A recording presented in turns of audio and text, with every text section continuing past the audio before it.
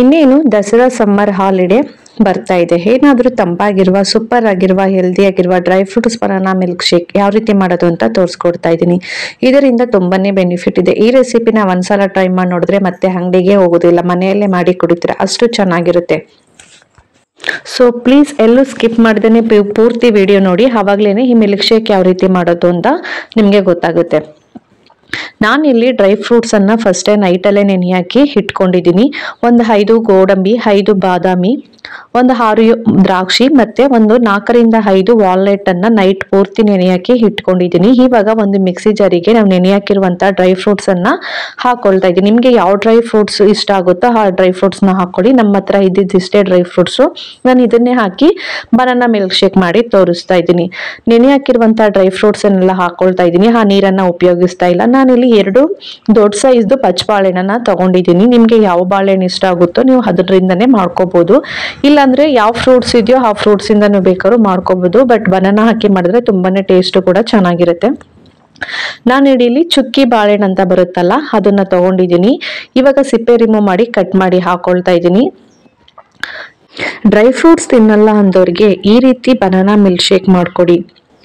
ಈ banana milk shake ಅಲ್ಲಿ dry fruits ಹಾಕಿರೋದೇ ಗೊತ್ತಿರಲ್ಲ, ರುಚಿ ಮಾತ್ರ ಅದ್ಭುತವಾಗಿ ಕೂಡ ಇರುತ್ತೆ.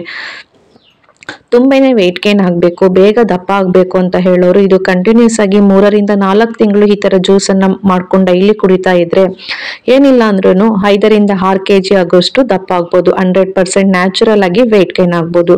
ನಾನಿಲ್ಲಿ ಹಸಿ ಹಾಲನ್ನ, ಗಟ್ಟಿಯ ಹಸಿ ಹಾಲನ್ನ 1 ಲೋಟ ತಗೊಳ್ತಾ ಇದ್ದೀನಿ. ಹಸಿ ಹಾಲು ಇಷ್ಟ ಇಲ್ಲ ಅಂತ ಹೇಳಿದ್ರೆ ಕಾಯಿಸ್ಬಿಟ್ಟು ಆರಿಸ್ಬಿಟ್ಟು 1 ಅವರ್ ಫ್ರಿಜ್ ಅಲ್ಲಿ ಇಟ್ಬಿಟ್ಟು ನೀವು ಈ ಜ್ಯೂಸ್ ಅನ್ನ ಮಾಡ್ಕೊಂಡು ಕುಡಿಬಹುದು. ನಾನು ಫ್ರಿಜ್ ಅಲ್ಲಿ ಇಟ್ಟಿರುವ ಹಾಲನ್ನ 1 ಲೋಟ ಆಗೋಷ್ಟು ಗಟ್ಟಿ ಹಾಲನ್ನ ಹಾಕೊಳ್ತಾ ಇದ್ದೀನಿ. ಮಕ್ಕಳಿಗೆ ಏನಾದ್ರು ಕೊಡ್ತಾ ಇದ್ರೆ 1 ಸ್ಪೂನ್ ಶುಗರ್ ಅನ್ನ ಹಾಕೊಳ್ಳಿ, ಸಕ್ಕರೆನ. ಇಲ್ಲ ಅಂತ ಹೇಳಿದ್ರೆ ಹಂಗೇನೆ ಕುಡಿಬಹುದು. ಯಾಕಂದ್ರೆ ಬನಾನಾದಲ್ಲಿ ಸ್ವೀಟ್ ಜಾಸ್ತಿ ಇರುತ್ತೆ, ಮತ್ತೆ ದ್ರಾಕ್ಷಿ ಎಲ್ಲ ಹಾಕಿರ್ತೀವಲ್ಲ ಅದರಲ್ಲಿ ಸ್ವೀಟ್ ಕಂಟೆಂಟ್ ಹೈ ಇರುತ್ತೆ. ನಾನಿಲ್ಲಿ ಮಕ್ಕಳಿಗೆ ಮಾಡ್ಕೊಡೋದ್ರಿಂದ 1 ಸ್ಪೂನ್ ಆಗೋಷ್ಟು ಶುಗರ್ ಅನ್ನ ಆಡ್ ಮಾಡ್ಕೊಳ್ತಾ ಇದ್ದೀನಿ ಅಷ್ಟೇನೆ.